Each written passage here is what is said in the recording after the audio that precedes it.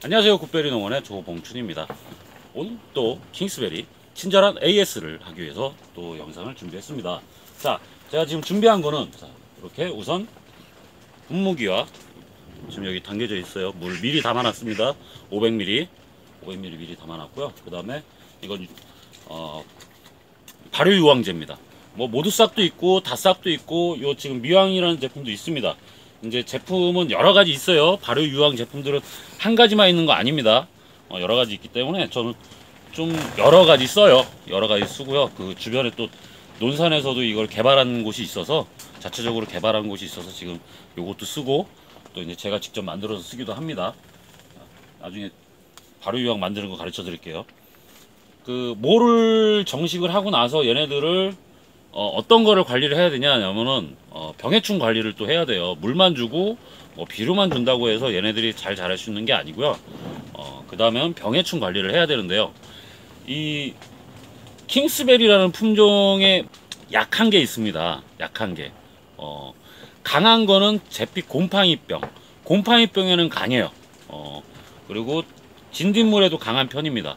하지만 응애라는 녀석, 응애. 그 응애는 해충 중에 아주 미세한 검입니다. 일반 다른 약제 뭐 농약 중에서도 좀 분류가 틀려요. 농약을 사용을 할 때도 분류가 틀리고 그다음에 그러니까 해충에는 응애라는 그 해충에 약하고요. 그다음에 약한 것이 흰가루병에 약합니다. 하얀 가루가 생겨요. 그 포자 아주 그 곰팡이류의 하나인데 그 흰가루라는 병에 상당히 취약합니다. 그래서 그 두 가지를 예방을 하고 그 다음에 걸렸을 때도 치료를 해야 되는데요. 그 중에서 치료 방법과 예방법에 대해서 제가 설명을 드리려고 해요. 자, 이거는 지금 이제 물 500ml에 우선은 무엇을 넣느냐라고 하면은 퐁퐁 2방울 넣습니다. 퐁퐁을 왜 넣지? 퐁퐁이 이제 계면활성제가 베이스로 돼서 여러 가지 또 뭐 다른 약재들도 조금씩은 들어가는데요. 기본적으로 계면활성제들이 그 확산 효과가 있습니다. 표피에 묻었을 때, 식물이 표피에 묻었을 때 이렇게 퍼지는 효과가 있어요. 그래서 자담오일은 좀 이제 많이 들어보셨죠? 자담오일의 대체품으로 퐁퐁을 사용을 할 수가 있어요. 그래서 지금 제가 자담오일은 좀 만들기 귀찮아서 그냥 퐁퐁 지금 2방울 탔습니다. 가정용이에요. 가정용. 이렇게 이제 미리 타놨고요. 그 다음에 여기에다가 넣을게, 자, 이제 발효유황을 넣을 겁니다. 발효유황을. 제가 저울을 가져왔는데요. 사실은 저울이 필요가 없을 것 같아요. 이게 500ml당 뭐 퐁퐁 2방울이면 되고요. 뭐 많이 넣으면 3방울, 4방울 넣어도 돼요. 다만 주의점은 꽃에다가 직접적으로 뿌리는 건 아닙니다. 이제 이파리에다 뿌리는 거라. 그 다음에 유황 같은 경우는 최대 200배까지, 뭐 200배라면은 최대 맥시멈이 1리터당 5ml를 넣어주는 거예요. 보통 그 발효 유황은요. 근데 그렇게 넣어줬을 때 딸기류 같은 경우는 꽃눈에 장애가 생겨요. 꽃눈을 감는다고 저희는 얘기를 하는데 꽃눈이 타는 현상이 생겨요. 그래서 그렇게 농도를 진하게 안 하고요. 최대한 해도 500배 이상을 되도록이면 넘기지 않는 게 좋아요. 딸기에는. 그래서 200배에게 한 2ml만 넣어주면 됩니다. 1리터당 2ml예요. 근데 이거를 어떻게 해야 돼? 한 2방울이면 될 것 같은데.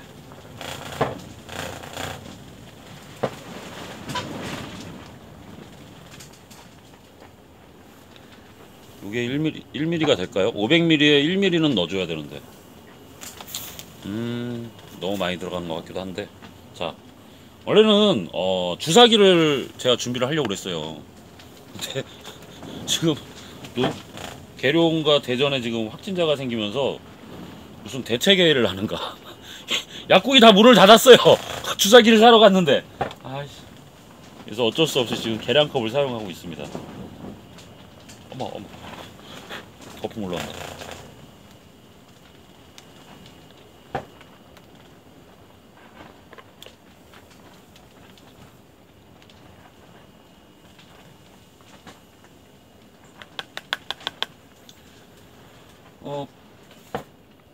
이렇게 지금 유황을 좀 섞었습니다. 살짝 섞었고요.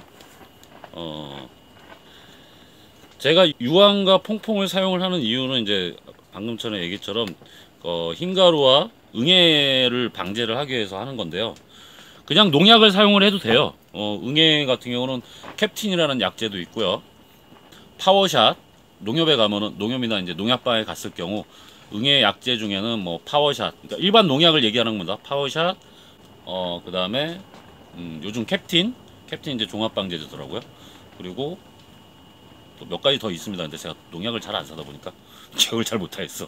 예전엔 좀 기억을 했는데, 그 다음에 뭐 흰가루 약재 같은 경우는 이제 또 그 트리우민부터 해가지고 여러 약재들이 있습니다. 뭐 헤비치라는 약재도 있고요. 근데 헤비치 같은 경우는 뭐 딸 꽂는 분야에 좀 문제가 생겨가지고 약재는 잘 들지만 좀 문제가 생겨요. 근데 제가 왜 굳이 유황을 쓰느냐라고 한다면은요, 한 가지 말씀드릴 게 있다면, 예전에 제가 이제 초창기부터 유기농에서 무농약을 농사를 지면서 그때 당시에 그러니까 무농약을 하는데 응애 약재들이 없었어요. 근데 미국에서 수입 들었던 약재가 하나 있었습니다.